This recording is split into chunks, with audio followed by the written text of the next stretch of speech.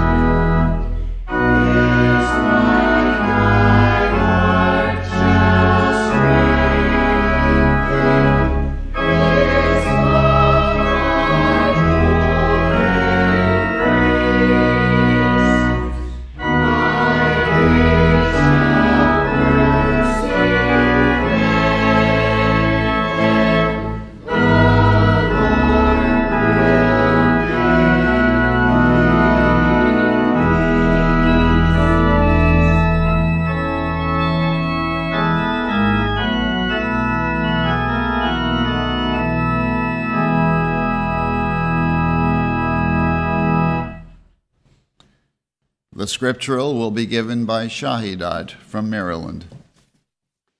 Good morning. I shall read from the book of Psalms. Lord, make me to know mine end and the measure of my days what it is, that I may know how frail I am. Behold, thou hast made my days as a handbreadth, and mine age is as nothing before thee. Verily, every man at his best state is altogether vanity. Selah. Surely every man walketh in a vain shew. Surely they are disquieted in vain. He heapeth up riches, and knoweth not who shall gather them. And now, Lord, what wait I for? My hope is in thee. Deliver me from all my transgressions. Make me not the reproach of the foolish.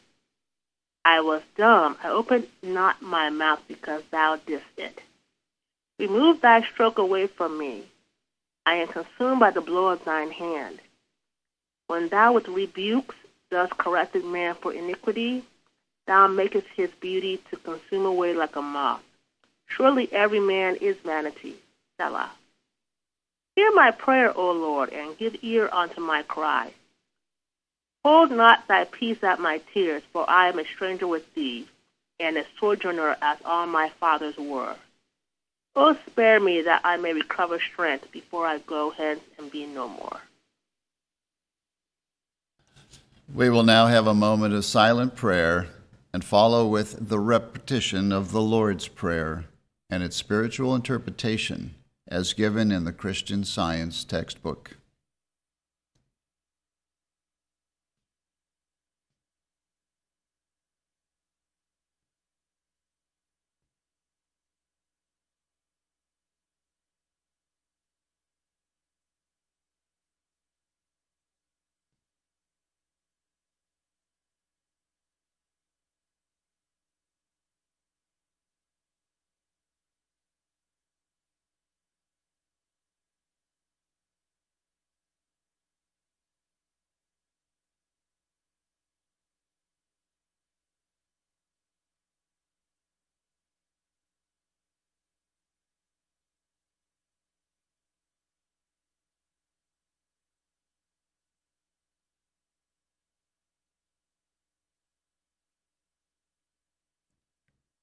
Our Father, which art in heaven. Our Father, Mother, God, all harmonious. Hallowed be thy name. Adorable One. Thy kingdom come. Thy kingdom is come. Thou art ever present. Thy will be done in earth as it is in heaven. Enable us to know, as in heaven, so on earth, God is omnipotent, supreme. Give us this day our daily bread. Give us grace for today. Feed the famished affections. And forgive us our debts, as we forgive our debtors. And love is reflected in love. And lead us not into temptation, but deliver us from evil. And God leadeth us not into temptation, but delivereth us from sin, disease, and death. For thine is the kingdom, and the power, and the glory, forever. For God is infinite, all power, all life, truth, love, over all and all. Let's now sing hymn number 55. Father, hear the prayer we offer. Not for ease that prayer shall be, but for strength, that we may ever live our lives courageously. Hymn number 55.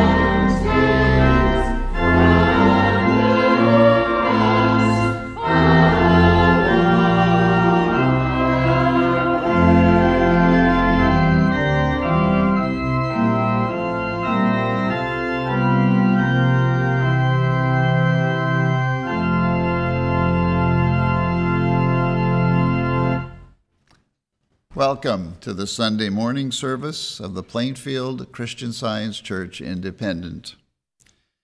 We begin each Sunday here at 10 a.m.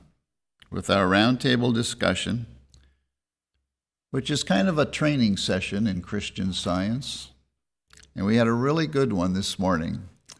So if you missed it, please catch it on our website, plainfieldcs.com. Also on Sundays, we have a Sunday school for children that takes place at 11 a.m. And it's conducted via a teleconference so that any child anywhere in the world can attend. And every Wednesday evening, we have a testimony meeting at 8:15 where you can hear testimonies of healings and lives changed through the study and practice of Christian Science. And at all of our services, there's a nursery available for the infants and the toddlers. You can find us not only here in Plainfield, New Jersey, but you can find us on our website, plainfieldcs.com. We have a channel on YouTube, and you can find a lot of us on SoundCloud, Facebook, Twitter, and Instagram. And there's an article I'd like to point out that's featured on our website. If you've ever thought that your attitude didn't matter, there's an article entitled A Right Attitude by Gilbert Carpenter. Very short, very sweet. Points out how important it is what your attitude is.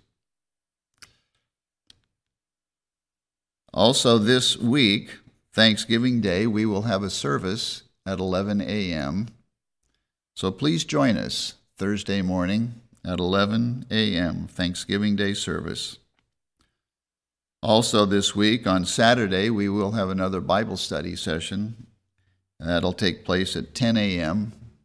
So please check the website for study questions and join us Saturday morning at 10 a.m. And we've been printing and mailing this week the December full-text lesson sermon booklet, and the latest forum highlights have all been printed and put in the mail for subscribers. Everyone is welcome here, and that includes all of you who are listening and participating from around the world. And now we will have the reading of a testimony from Miscellaneous Writings by Mary Baker Eddy. And that reading will be given by Pam from Virginia. Page 431, Healing. 4 years ago, I learned for the first time that there was a way to be healed through Christ. I had always been sick but found no relief in drugs. Still, I thought that if the Bible was true, God could heal me. So when my attention was called to Christian Science, I at once bought Science and Health with Key to the Scriptures, studied it, and began to improve in health. I seemed to see God so near and so dear, so different from the God I had been taught to fear. I studied alone night and day until I found I was healed both physically and mentally. Then came a desire to tell everyone of this wonderful truth. I expected all to feel just as pleased as I did. But to my sorrow, none would believe. Some, it is true, took treatment and were helped, but went on in the old way without a word of thanks. But still I could not give up. I seemed to know that this was the way, and I had rather live it alone than to follow the crowd the other way. But as time passed, I had some good demonstrations of this love that is our life. I am the only scientist in Leroy as yet, but the good seed has been sown, and where the people once scoffed at this silly old idea, they are becoming interested. and many have been healed, and some are asking about it. One dear old lady and I study the Bible lessons every Tuesday afternoon. She came to call, and as we talked, she told me of her sickness of years standing and was healed during our talk, so that she has never felt a touch of the old trouble since. One lady whom I had never seen was healed of consumption in 6 weeks' treatment. She had not left her bed in 4 months and had been given up by many physicians. Mrs. Florence Williams, Leroy, Michigan. The lesson sermon for this morning can be found on page 14 of the Independent Christian Science Quarterly. Subject, Mortals and Immortals. The golden text is from Proverbs. The righteous are bold as a lion. The responsive reading is from Psalms. Blessed is the man that walketh not in the counsel of the ungodly, nor standeth in the way of sinners, nor sitteth in the seat of the scornful. But his delight is in the law of the Lord, and in his law doth he meditate day and night. And he shall be like a tree planted by the rivers of water, that bringeth forth his fruit in his season. His leaf also shall not wither, and whatsoever he doeth shall prosper. The ungodly are not so, but are like the chaff which the wind driveth away. Therefore the ungodly shall not stand in the judgment, nor sinners in the congregation of the righteous. For the Lord knoweth the way of the righteous, but the way of the ungodly shall perish. Farrelly from Maryland will now read. The Holy Bible, Psalms. Wait on the Lord, be of good courage, and he shall strengthen thine heart. Wait, I say, on the Lord. Exodus. And Joseph died, and all his brethren, and all that generation. And the children of Israel were fruitful, and increased abundantly, and multiplied, and waxed exceeding mighty, and the land was filled with them. Now there arose up a new king over Egypt, which knew not Joseph. And he said unto his people, Behold, the people of the children of Israel are more and mightier than we. Come on, let us deal wisely with them, lest they multiply, and it come to pass that when there falleth out any war, they join also unto our enemies, and fight against us, and so get them up out of the land. Therefore they did set over them taskmasters to afflict them with their burdens. And they built for Pharaoh treasure cities, Pithom and Ramses. But the more they afflicted them, the more they multiplied and grew. And they were grieved because of the children of Israel. And the Egyptians made the children of Israel to serve with rigor, and they made their lives bitter with hard bondage. And the king of Egypt spake to the Hebrew midwives, of which the name of the one was Shiphrah, and the name of the other Puah.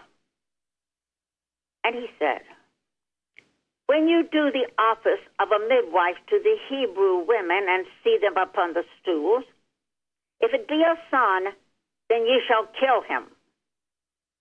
But if it be a daughter, then she shall live.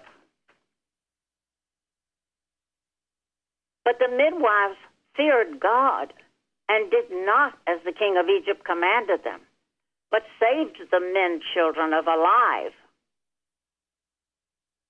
And the king of Egypt called for the midwives and said unto them, Why have ye done this thing, and have saved the men children alive? And the midwives said unto Pharaoh, Because the Hebrew women are not as the Egyptian women, for they are lively and are delivered ere the midwives come in unto them. Therefore God dealt well with the midwives, and the people multiplied and waxed very mighty.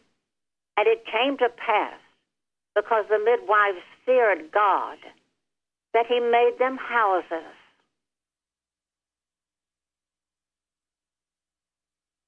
Deuteronomy. Be strong and of a good courage. Fear not, nor be afraid of them. For the Lord thy God, he it is that doth go with thee. He will not fail thee, nor forsake thee. Psalms. The Lord is on my side, I will not fear. What can man do unto me? 1 Samuel. Now the Philistines gathered together their armies to battle. And there went out a champion out of the camp of the Philistines, named Goliath of Gath, whose height was 6 cubits and a span. And the Philistines said, I defy the armies of Israel this day. Give me a man that we may fight together. When Saul and all Israel heard those words of the Philistines, they were dismayed and greatly afraid. And David said to Saul, Let no man's heart fail because of him. Thy servant will go and fight with this Philistine. And Saul said to David, Thou art not able to go against this Philistine to fight with him, for thou art but a youth, and he a man of war from his youth. And David said unto Saul, Thy servant kept his father's sheep, and there came a lion and a bear, and took a lamb out of the flock. The Lord that delivered me out of the paw of the lion and out of the paw of the bear, he will deliver me out of the hand of this Philistine. And Saul said unto David, Go, and the Lord be with thee. And he took his staff in his hand and chose him 5 smooth stones out of the brook and put them in a shepherd's bag which he had, even in a scrip. And his sling was in his hand, and he drew near to the Philistine. Then said David to the Philistine, Thou comest to me with a sword and with a spear and with a shield, but I come to thee in the name of the Lord of hosts, the God of the armies of Israel, whom thou hast defied. This day will the Lord deliver thee into mine hand. And all this assembly shall know that the Lord saveth not with sword and spear, for the battle is the Lord's. And it came to pass, when the Philistine arose and came and drew nigh to meet David, that David hasted and ran toward the army to meet the Philistine. And David put his hand in his bag and took thence a stone and slang it and smote the Philistine in his forehead, that the stone sunk into his forehead, and he fell upon his face to the earth.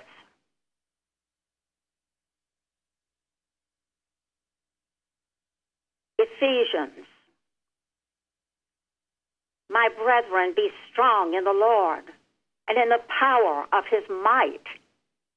Take unto you the whole armor of God, that ye may be able to withstand in the evil day, and having done all, to stand. Stand, therefore, having your loins girt about with truth, and having on the breastplate of righteousness. Colossians. And whatsoever ye do, do it heartily, as to the Lord, and not unto men, knowing that of the Lord ye shall receive the reward of the inheritance, for ye serve the Lord Christ.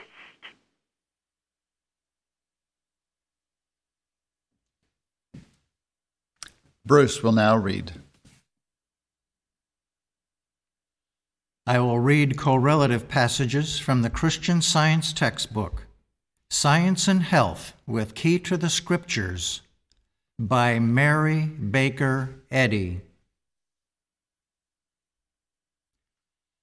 In Christian Science, the true man is governed by God, by good, not evil, and is therefore not a mortal, but an immortal.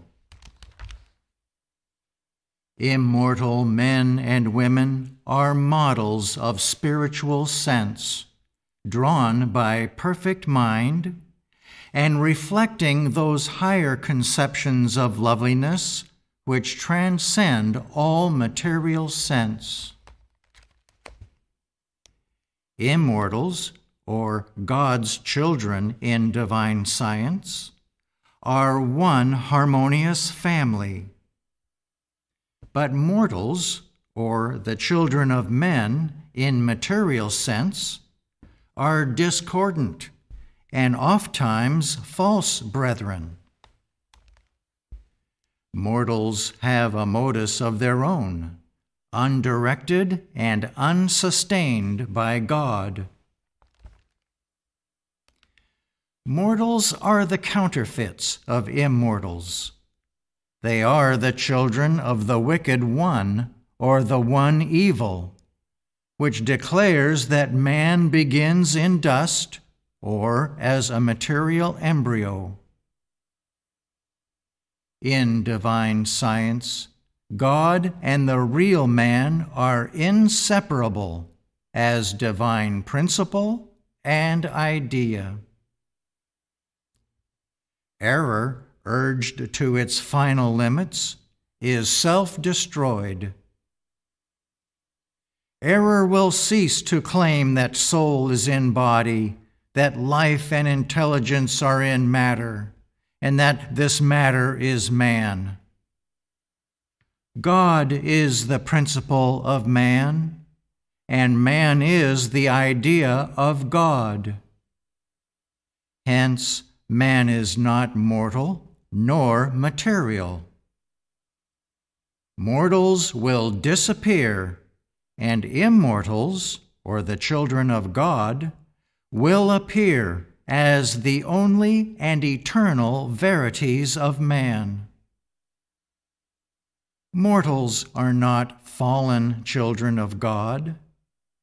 They never had a perfect state of being, which may subsequently be regained.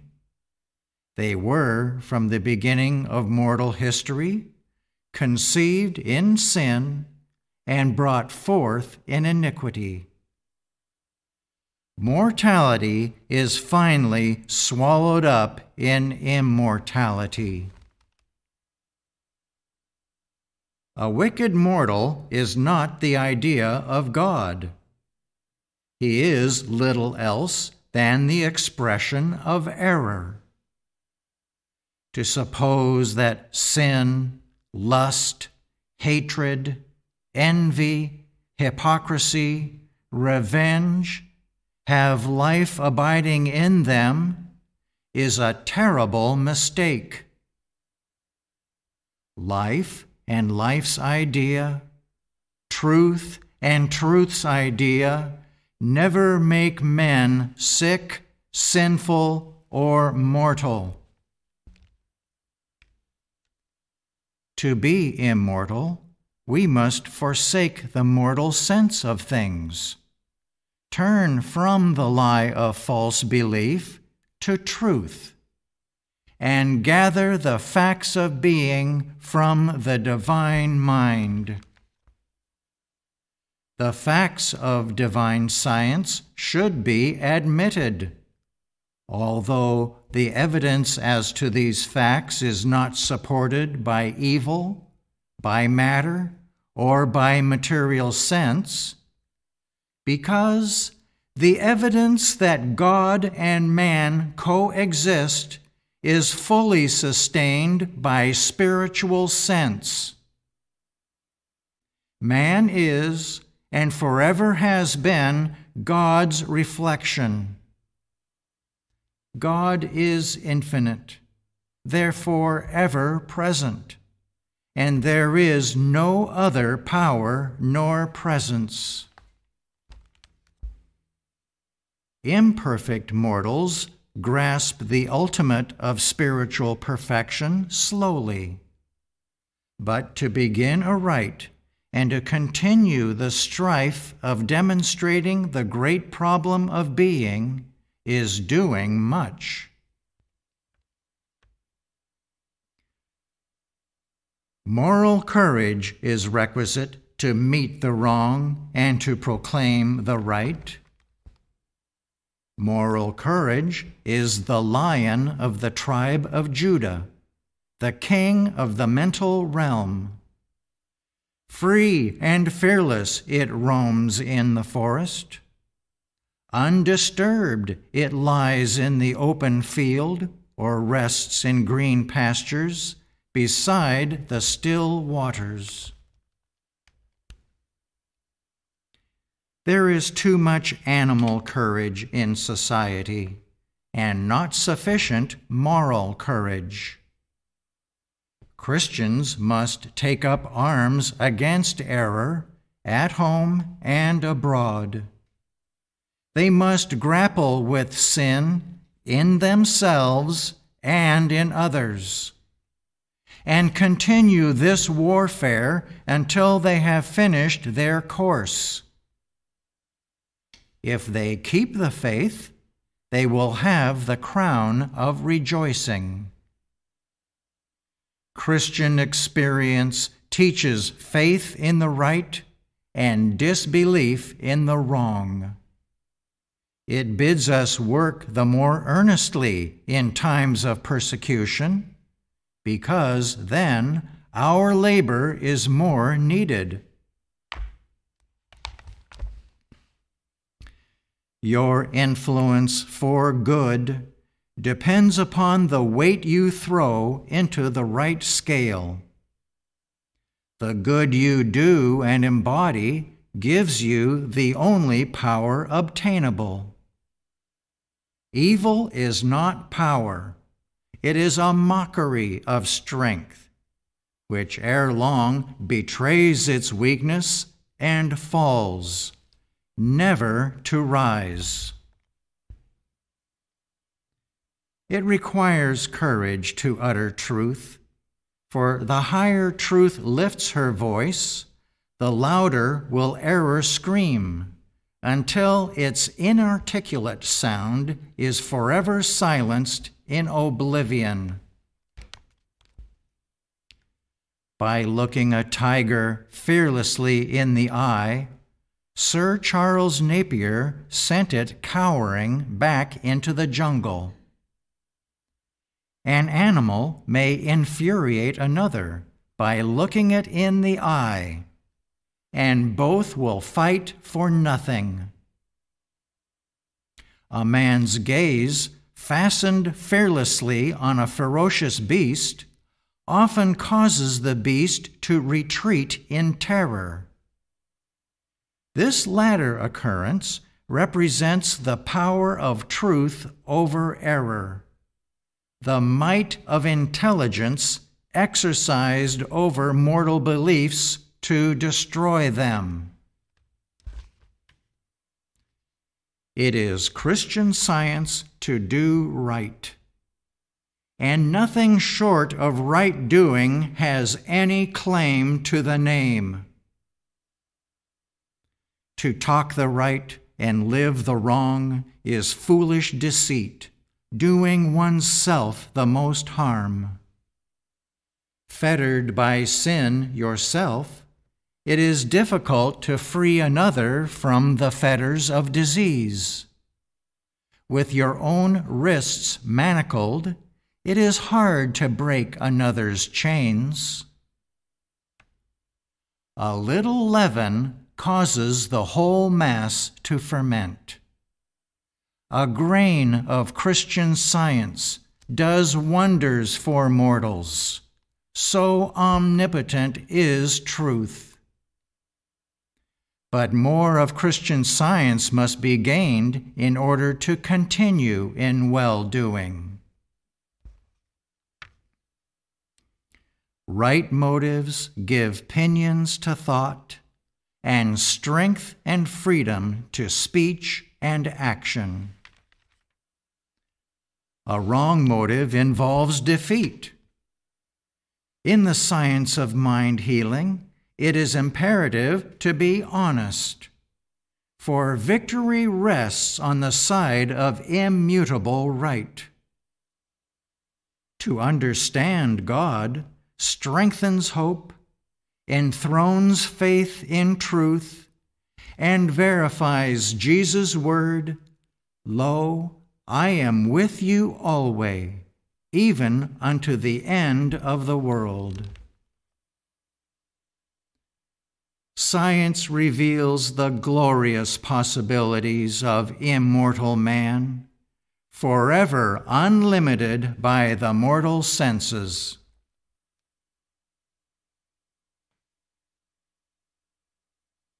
We will now have a moment of silent prayer for our world.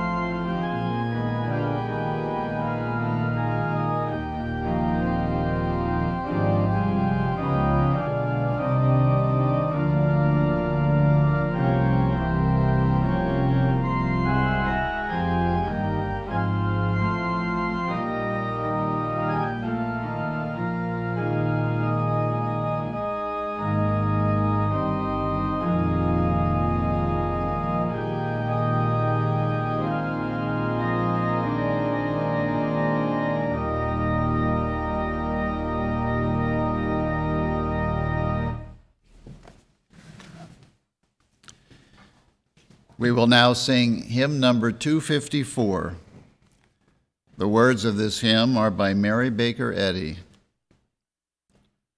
O'er waiting harp strings of the mind there sweeps a strain, low, sad, and sweet, whose measures bind the power of pain, and wake a white-winged angel throng of thoughts, illumed by faith, and breathed in raptured song, with love perfumed.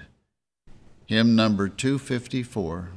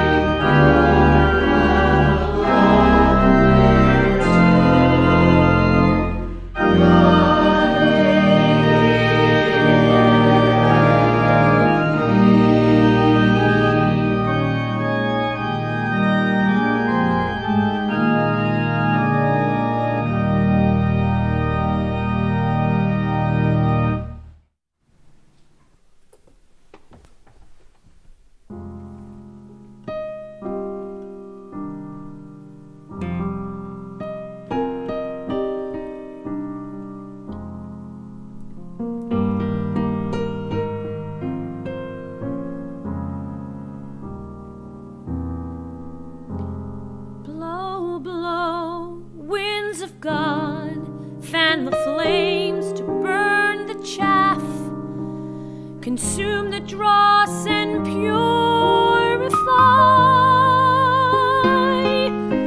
Corruption receives the destruction deserved, and God's likeness is preserved.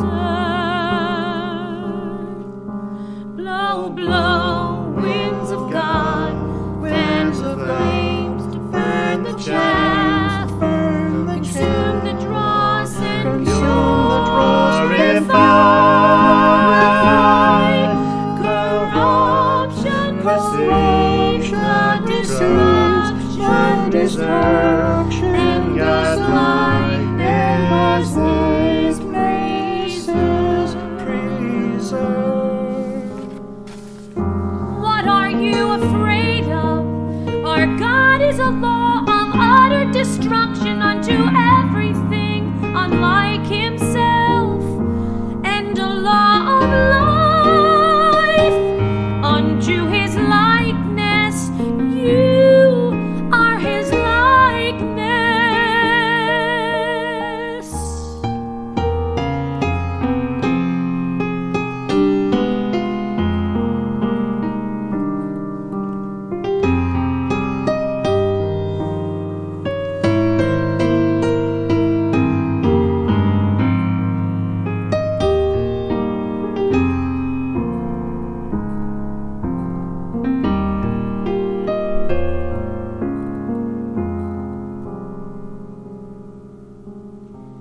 You can trust his promise.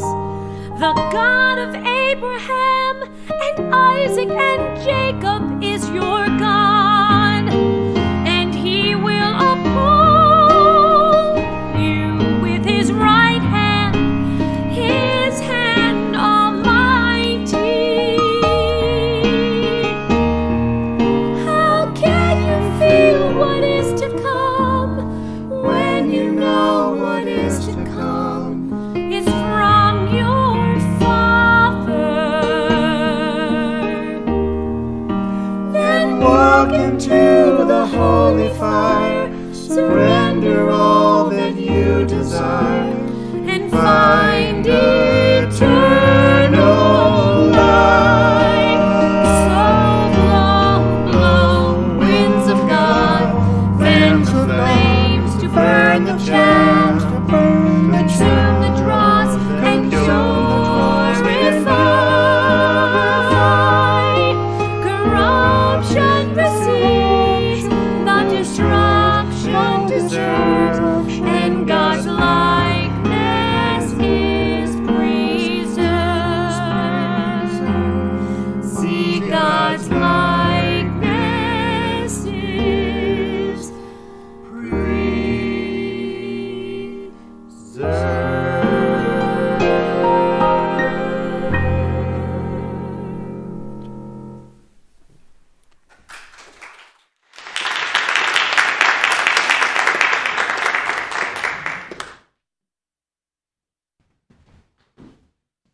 Let's now sing hymn number 396. Ye messengers of Christ, his sovereign voice obey.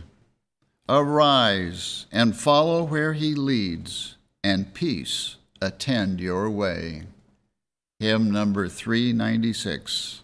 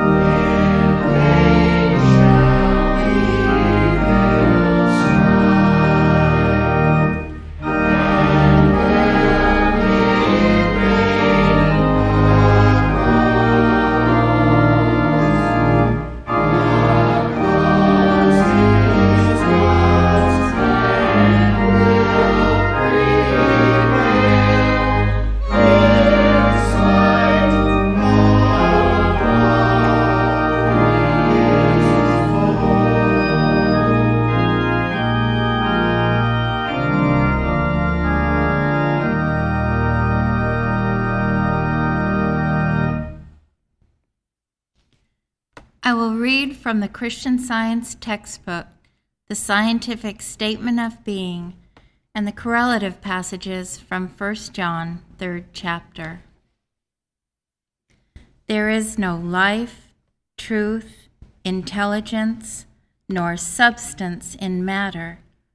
All is infinite mind and its infinite manifestation, for God is all in all. Spirit is immortal truth, matter is mortal error. Spirit is the real and eternal, matter is the unreal and temporal. Spirit is God, and man is his image and likeness. Therefore, man is not material, he is spiritual.